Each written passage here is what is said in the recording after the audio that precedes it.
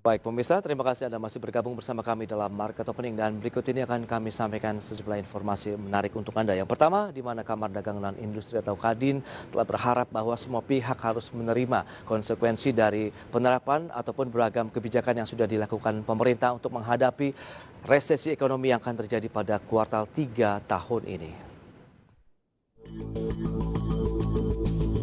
Kamar Dagang dan Industri atau Kadin menyatakan siap atau tidak resesi ekonomi di Indonesia akan terjadi di kuartal ketiga tahun ini dan dipastikan akan mengganggu seluruh sektor ekonomi di tanah air. Meski demikian, Kadin berharap resesi ekonomi yang akan terjadi di kuartal ketiga tahun ini bisa diantisipasi dengan kebijakan dari pemerintah yang bisa langsung dirasakan oleh masyarakat.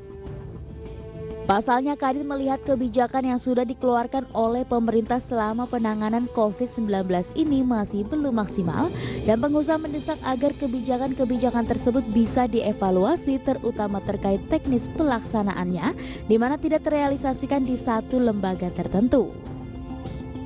Ketua Komite Tetap Bidang UMKM Kadin Indonesia Sarmila mengatakan kesiapan yang harus dilakukan pengusaha dalam menghadapi resesi ekonomi yaitu mental untuk bertahan.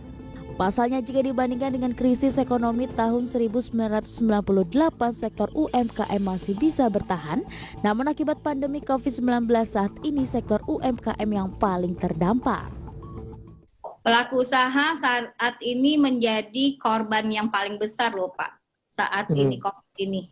Dulu di zaman zaman krisis 98, krisis ekonomi di 98, UKM itu paling bertahan ya.